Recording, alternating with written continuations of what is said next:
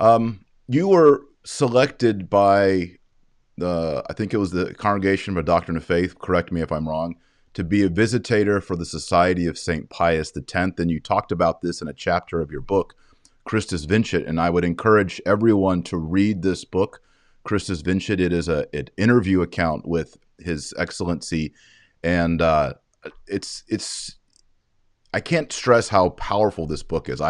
Your Excellency, I wept in the opening chapters as you described your childhood, your parents, the environment and habitat of faith in which you grew up in a persecuted society and culture. But in the book, you talk about your encounter and as a visitator of the Society of St. Pius X and their seminary life. And could you speak to that? What is the status? A lot of people ask, what's the status of the Society of St. Pius X? Is it schismatic? Is it irregular? Is it non-recognized? Can you share what you shared in the book and maybe add anything more? Yes. Firstly, we have to say what is schismatic. According to the tradition of the Church, schismatic are people who are refusing, in principle, the authority of the Pope. Let us say the Orthodox. They are called not heretics usually, but schismatics, right, because they are rejecting, in principle, the authority of the Pope. Yes. And so, but the fact of the episcopal ordination without the papal approval, it was in the old canon law not punished automatically with excommunication. And so only in the new code of canon law. So this is a difference. So the Church, so many centuries, did not consider the fact to ordain someone bishop without approval of Pope in se, right, as a schismatic act. Mm-hmm. And the Church history shows us that, for example, the entire first millennium, the majority of the bishops were ordained without asking Rome, the Pope, for the approval. They simply ordained bishops in maintaining the unity with the Pope, and mentioning him in the Eucharistic prayer or consulting the Pope in some, and so maintaining the unity in this way. Let us say all these saints which we know, Saint Athanasius, Saint Basil, they were not ordained with the approval of the Pope. No. Yeah. And so on. We can make so many examples. And therefore, this is not pertaining to the deposit of faith. The act of ordination can be done in different ways. Mm. And if there is an emergency situation, to my opinion, it is in which we are living, mm-hmm. Even after the introduction of the new Mass, which is substantially a kind of Protestantization of the center of our life, which is the Holy Mass, even if it is celebrated correctly, the texts of the new Mass itself, like the offertory prayers, for example, right, the second canon, and so on. This is Protestantizing, without doubt. Well, this is only, I said this in bypassing, but continuing your question, my answer to your question. And so, Archbishop LEFÈBVRE had not a true schismatic intention when he ordained, because he asked until the last moment the Pope to approve this. So if someone, usually the schismatic bishops, they don't care of the Pope. Yeah, the Eastern Orthodox don't write to Rome. And even other, sedevacantists or other, they even don't want to ask the Pope for permission. But Archbishop LEFÈBVRE, they wrote several letters until the last moment with very much respect and reverence, and asking that he want to ordain them with the approval of Rome. And all this is a demonstration that he did not this in a schismatic intention. It is obvious. And we have to be just also and fair. Mm-hmm. And in view of the great tradition of the church. And then he also mentioned the Pope during the ordination of the bishops in the canon of the Mass. Yes.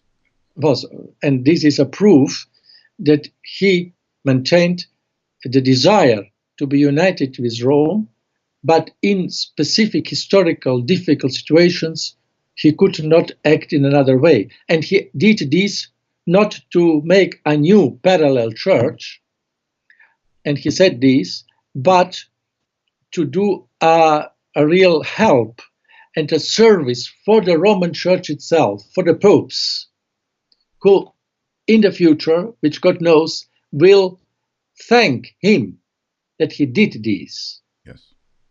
And I am sure this will come. And now we are looking, we are seeing this. And then, now concretely, after the Pope Benedict XVI in 2009 lifted the excommunication penalty, even from this time they are not more excommunicated. And when people are not excommunicated, they are not schismatic. Otherwise, the church would not revoke the penalty. Mm-hmm. And then it was only touching the 4 bishops, not the priests. And well, when we see the according to the canon law strictly ad literam, to the letter, the priests and bishops are maybe suspended in celebrating Mass because they have no incardination and so.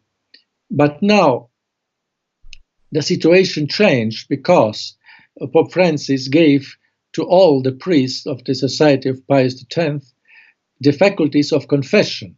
Mm-hmm. Ordinary faculties. And now how can be a suspended priest be an ordinary confessor? Right. It is a contradiction. And therefore, to my opinion, the Pope Francis, with this act, in some way, he implicitly lifted also the suspension, the canonical, I mean. Yes. And then the possibility to assist canonically the marriages. Also, how can a suspended priest assist canonically a marriage? And then in the provision of the Holy See, is saying that it is also possible in some cases that after this priest of the Society of the Pius X assisted marriage, when there is no other available priest, he can celebrate Mass mm-hmm. for the spouses at which all assist. Yes. And then it is not, how can the Pope permit a priest publicly celebrate a Mass who is suspended? Right. So we have to say now, in this moment, he is not suspended. And then finishing the Mass, he is again suspended. It is absurd, to my opinion. Or when he is hearing confession, in the confessional, he is not suspended because the Pope gave him the faculties. Mm. And then when he goes out from the confessional and goes to the altar and celebrates Mass, then he is suspended. Yeah. We are in absurdity. Yes. Because we are interpreting the law in such a strict manner. Right. We are becoming Pharisees and scribes. Yeah. Really. Because the church law is pastoral. And all these laws are for the aim of the salvation of souls. Right. Yeah. And we have to always to keep these. Otherwise, when we are too much stressing the human part of the law, the positive part, we become positivists in the law, and this is a danger because we are forgetting the eternal salvation of the souls. and becoming in some way the mentality of the Pharisees and the scribes, which Christ condemned, you know. And so, and therefore I consider that now this is a quite new situation, a substantial new situation of the Society of Pius X after the lifting of the excommunication of the bishops and after the granting of the general faculties of confession and after the granting the possibility to assist matrimonies and even to celebrate a mass for the spouses. And then in de facto also there are bishops around the world who publicly permit the priests, the bishops of the Society of Pius X to celebrate public masses in exceptional cases. Right. So, and therefore I think that there are so many bishops and priests in the world who are doing really blasphemies and sacrilegies in the masses publicly, and they are not punished. Right. They are more hurting and offending our Lord and damaging the faith and the church entire than the priests of the society who piously celebrate the Mass as always did. Yes. Only because there is not yet resolved some problem of the positive law of the church, yes, which is subordinated to in an extreme situation which we are now living. Yeah, I remember Archbishop Lefebvre said, I read this, that in England, they were allowing Methodists to have an ordination ceremony, which is invalid, inside of a Catholic cathedral. And yet he said, we cannot say the Mass for which that cathedral was built inside. The bishop won't let us go in there to say the old Mass for which that cathedral was built, for this Mass. All those private altars all the way around were built for this Mass. There's a Methodist ordination in there, and yet we cannot say the old Mass in there. That's a state of emergency.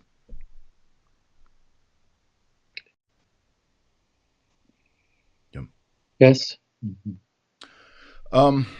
There's in Malta there was a cleric there who was mentioning that, and also in Australia. Well, of course you can have Freemasons in the Catholic